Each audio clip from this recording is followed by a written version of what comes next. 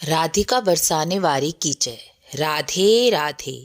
माघ मास महात्म्य अध्याय 16। 16वें अध्याय में गुरु वशिष्ठ जी राजा दिलीप को घर, नदी, तालाब, कुएं और प्रयागराज तीर्थ में स्नान करने का अलग अलग फल बताते हैं।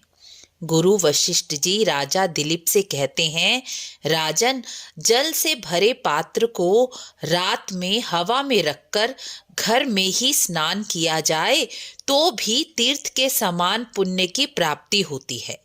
लेकिन ऐसा स्नान पूर्ण रूप से स्वस्थ, बलवान और योगी मनुष्य को ही करना उचित है, अन्यथा रोगी हो जाने का भय रहता है।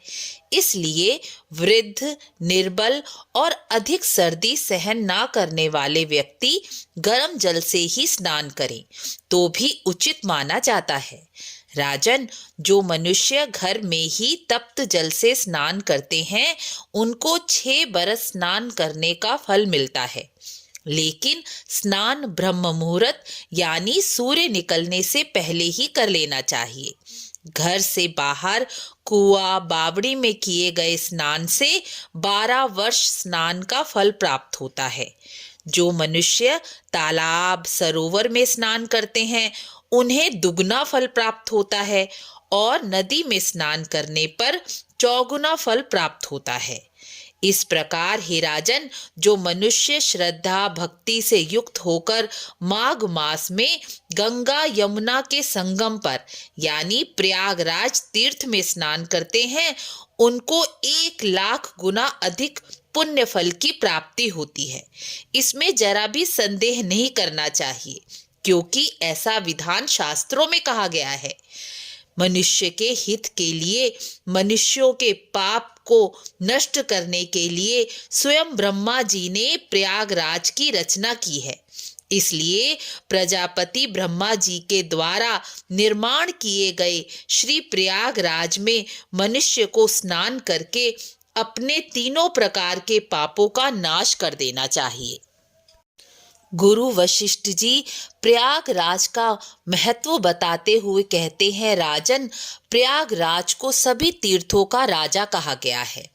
भूमि के ऊपर जितने भी तीर्थ हैं वह 7 पुरियों सहित माघ मास में प्रयागराज में स्नान के लिए आते हैं, क्योंकि पापियों के संसर्ग से सभी तीर्थों का जल कृष्ण वर्ण का हो जाता है, अर्थात काला पड़ जाता है, और प्रयागराज में माघ मास में स्नान करने से उनका जल दोबारा पवित्र और श्वेत वर्ण का होता है।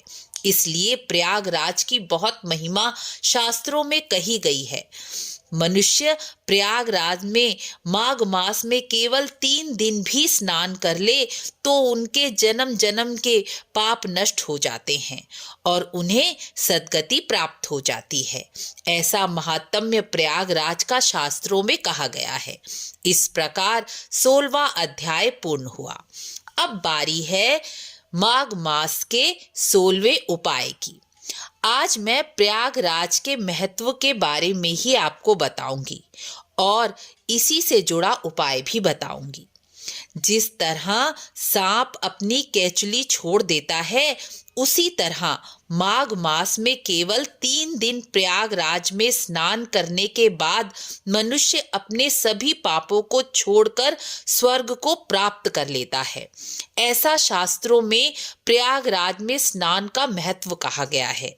इसलिए आप भी जब भी आपको मौका मिले प्रयागराज में माघ मास में चाहे 1 ही दिन क्यों ना मिले, स्नान अवश्य ही करें। यदि आपको प्रयागराज की महिमा अच्छी लगी हो तो वीडियो को लाइक शेयर जरूर करें और प्रयागराज की महिमा दूर दूर तक लोगों को पहुंचाएं।